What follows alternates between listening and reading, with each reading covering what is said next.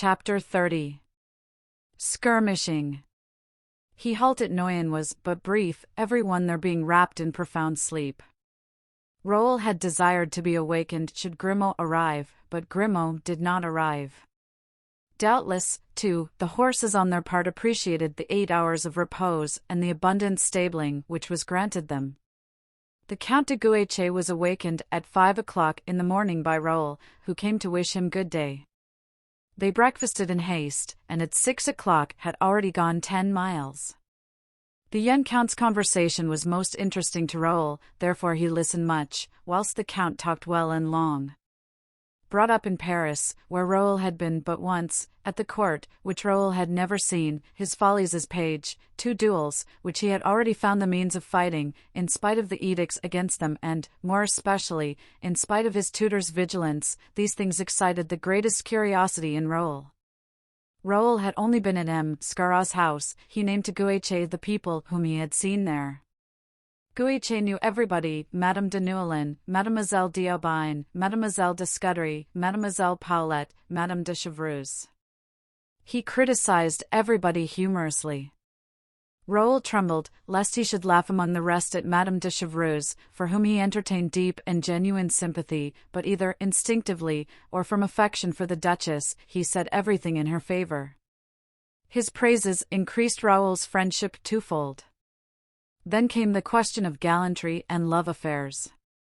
Under this head, also, Bragelonne had much more to hear than to tell. He listened attentively and fancied that he discovered through 3 or 4 rather frivolous adventures that the Count, like himself, had a secret to hide in the depths of his heart.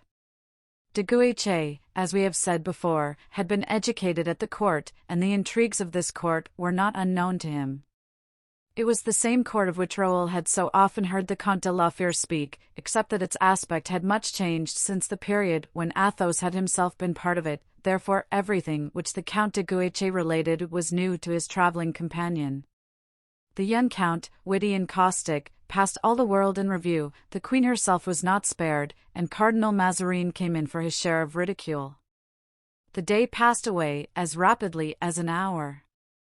The Count's tutor, a man of the world and a bon vivant, up to his eyes in learning, as his pupil described him, often recalled the profound erudition, the witty and caustic satire of Athos to Raoul, but as regarded grace, delicacy, and nobility of external appearance, no one in these points was to be compared to the Comte de la Fère. The horses, which were more kindly used than on the previous day, stopped at Arras at 4 o'clock in the evening. They were approaching the scene of war, and his bands of Spaniards sometimes took advantage of the night to make expeditions even as far as the neighborhood of Arras. They determined to remain in the town until the morrow. The French army held all between Pontemarc as far as Valenciennes, falling back upon Douai. The prince was said to be in person at Bethune. The enemy's army extended from Castle to Courtrai, and as there was no species of violence or pillage it did not commit, the poor people on the frontier quitted their isolated dwellings and fled for refuge into the strong cities which held out a shelter to them. Arras was encumbered with fugitives. An approaching battle was much spoken of, the prince having maneuvered, until that movement, only in order to await a reinforcement that had just reached him. The young men congratulated themselves on having arrived so opportunely. The evening was employed in discussing the war, the grooms polished their arms, the young men loaded the pistols in case of a skirmish, and they awoke in despair, having both dreamed that they had arrived too late to participate in the battle. In the morning it was rumored that Prince de Condé had evacuated Bethune and fallen back on Carvin, leaving, however, a strong garrison in the former city. But as there was nothing positively certain in this report, the young warriors decided to continue their way toward Bethune, free on the road to diverge to the right and march to Carvin if necessary. The Count's tutor was well acquainted with the country, he consequently proposed to take a crossroad, which lay between that of Lens and that of Bethune. They obtained information at Ablain, and a statement of their route was left for Grimaud. About 7 o'clock in the morning they set out. De Guiche, who was young and impulsive, said to Raoul, "Here we are, 3 masters and 3 servants. Our valets are well armed, and yours seems to be tough enough. I have never seen him put to the test, replied Raoul, but he is a Breton, which promises something. Yes, yes, resumed de Guiche, I am sure he can fire a musket when required. On my side I have 2 sure men, who have been in action with my father. We therefore represent 6 fighting men. If we should meet a little troop of enemies, equal or even superior in number to our own, shall we charge them, Raoul? Certainly, sir, replied the Viscount. Halloa! Young people, stop there, said the tutor, joining in the conversation. Zounds! How you maneuver my instructions, Count. You seem to forget the orders I received to conduct you safe and sound to His Highness the Prince. Once with the army you may be killed at your good pleasure, but until that time, I warn you that, in my capacity of General of the Army, I shall order a retreat and turn my back on the first redcoat we come across. De Guiche and Raoul glanced at each other, smiling. They arrived at Ablain without accident. There they inquired and learned that the prince had in reality quitted Bethune and stationed himself between Cambria and La Venthie. Therefore, leaving directions at every place for Grimaud, they took a crossroad which conducted the little troop by the bank of a small stream flowing into the Lys. The country was beautiful, intersected by valleys as green as the emerald. Here and there they passed little copses crossing the path which they were following. In anticipation of some ambuscade in each of these little woods, the tutor placed his 2 servants at the head of the band, thus forming the advance guard. Himself and the 2 young men represented the body of the army, whilst Olivain, with his rifle upon his knee and his eyes upon the watch, protected the rear. They had observed for some time before them, on the horizon, a rather thick wood, and when they had arrived at a distance of 100 steps from it, Monsieur d'Arminges took his usual precautions and sent on in advance the Count's 2 grooms. The servants had just disappeared under the trees, followed by the tutor, and the young men were laughing and talking about 100 yards off. Olivain was at the same distance in the rear, when suddenly there resounded 5 or 6 musket shots. The tutor cried halt, the young men obeyed, pulling up their steeds, and at the same moment the 2 valets were seen returning at a gallop. The young men, impatient to learn the cause of the firing, spurred on toward the servants. The tutor followed them. "Were you stopped?" eagerly inquired the 2 youths. "No," replied the servants, "it is even probable that we have not been seen. The shots were fired about 100 paces in advance of us, in the thickest part of the wood, and we returned to ask your advice." "My advice is this," said Monsieur d'Arminges, "and if needs be, my will, that we beat a retreat. There may be an ambuscade concealed in this wood." "Did you see nothing there?" asked the Count. "I thought I saw," said one of the servants, horsemen dressed in yellow, creeping along the bed of the stream.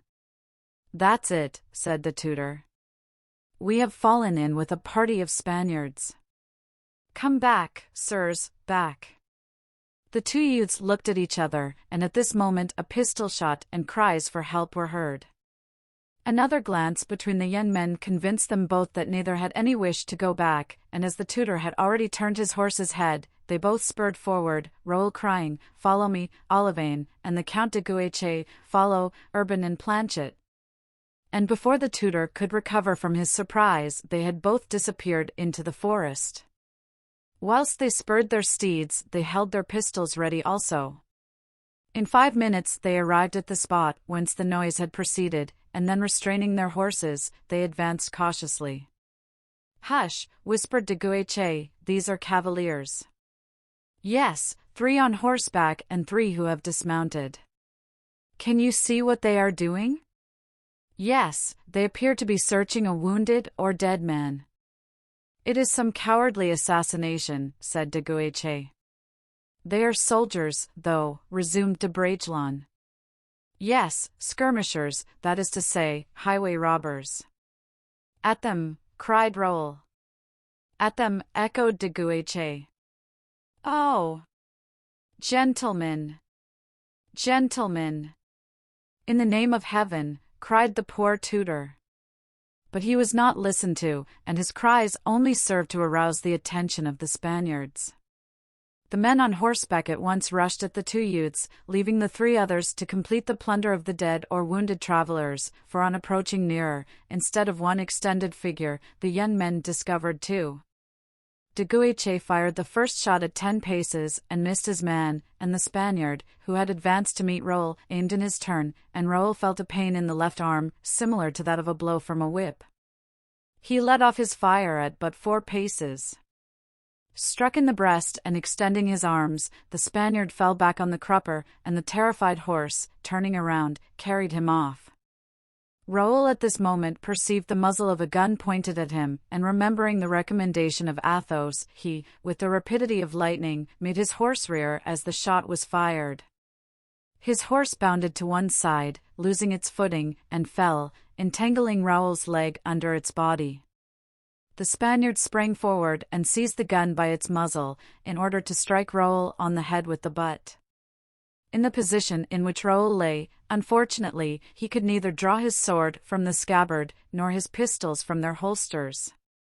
The butt end of the musket hovered over his head, and he could scarcely restrain himself from closing his eyes, when with one bound Guiche reached the Spaniard and placed a pistol at his throat. "Yield," he cried, "or you are a dead man." The musket fell from the soldier's hands, who yielded on the instant. Guiche summoned one of his grooms, and delivering the prisoner into his charge, with orders to shoot him through the head if he attempted to escape, he leaped from his horse and approached Raoul. "Faith, sir," said Raoul, smiling, although his pallor betrayed the excitement consequent on a first affair, "you are in a great hurry to pay your debts, and have not been long under any obligation to me.